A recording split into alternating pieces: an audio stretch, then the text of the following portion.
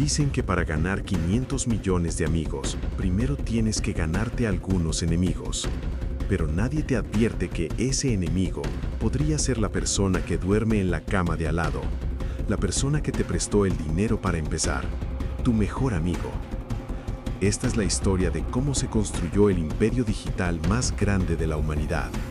No sobre cimientos de código, sino sobre una mentira legal diseñada para borrar a una persona de la historia.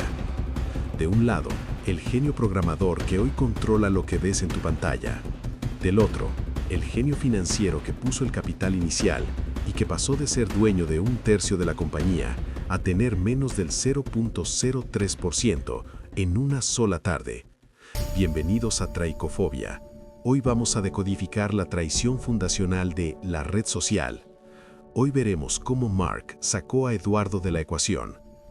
Otoño de 2003, Universidad de Harvard. En los pasillos de la residencia Kirkland, dos estudiantes destacan por razones opuestas.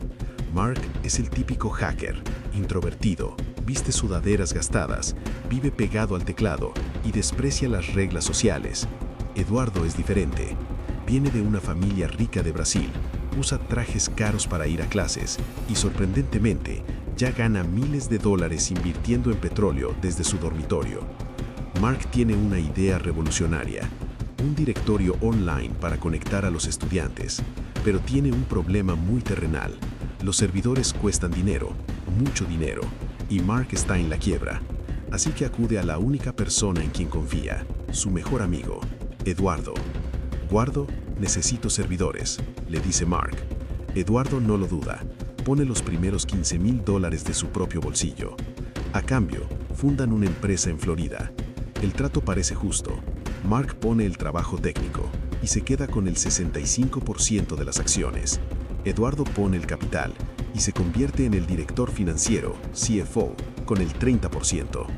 Dustin Moskovitz, otro compañero, se lleva el 5%.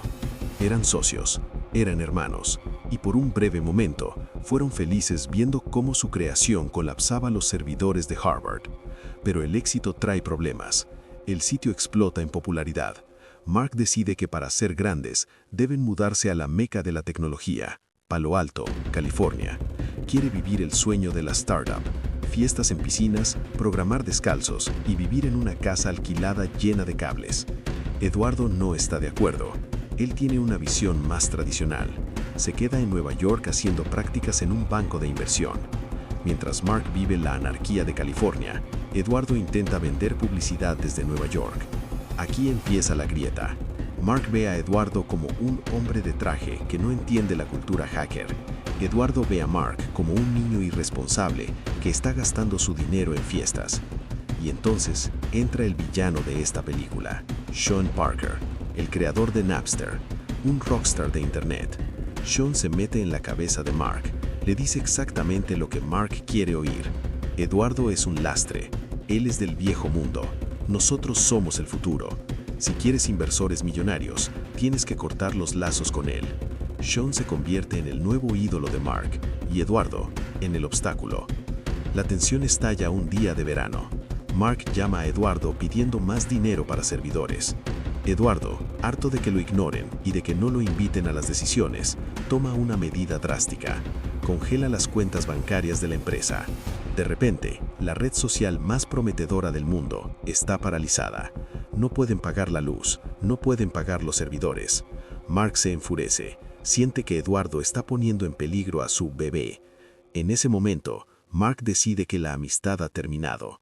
Ya no se trata de dinero, se trata de guerra. Pero Mark no despide a Eduardo a la cara. Eso sería demasiado honesto.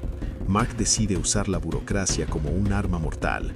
Contacta a sus abogados con una pregunta simple. ¿Cómo puedo sacarlo de la empresa sin que él se dé cuenta hasta que sea demasiado tarde? Presta atención, porque esta es la parte maestra de la estafa. Los abogados de Mark crean una nueva empresa en el estado de Delaware. El plan es que esta nueva empresa compre a la vieja empresa de Florida. Para hacer esto, necesitan la firma de Eduardo.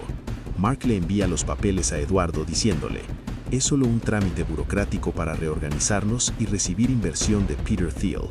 Firma aquí. Eduardo, confiando en su amigo, firma. Lo que no sabía es que en la letra pequeña había una trampa mortal. La nueva empresa emitió millones de acciones nuevas. Mark recibió nuevas acciones para mantener su porcentaje. Dustin recibió nuevas acciones. Los nuevos inversores recibieron acciones. ¿Y Eduardo? Eduardo fue el único socio cuyas acciones no estaban protegidas contra la dilución. Fue una operación matemática fría. Al emitir millones de acciones para todos menos para Eduardo, su participación del 34% se diluyó matemáticamente hasta convertirse en un irrelevante 0.03%. Básicamente, Mark imprimió dinero infinito para todos, haciendo que el dinero de Eduardo no valiera nada.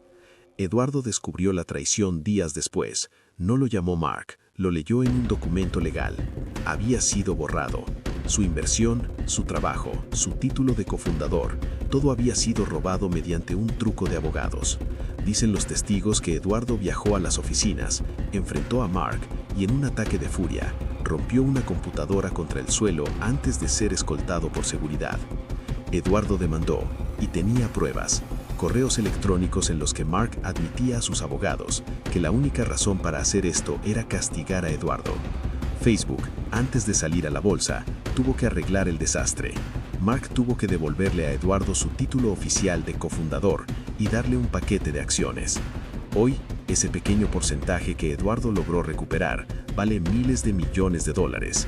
Vive en Singapur, lejos de Silicon Valley, y es uno de los hombres más ricos del mundo. Pero la cicatriz queda. Mark Zuckerberg construyó una red para conectar al mundo, pero para hacerlo, tuvo que desconectarse de la única persona que creyó en él cuando nadie más lo hacía. En el mundo corporativo, la letra pequeña es más peligrosa que un cuchillo. Si te gustó esta historia de imperios rotos, suscríbete a Traicofobia y recuerda, lee siempre antes de firmar.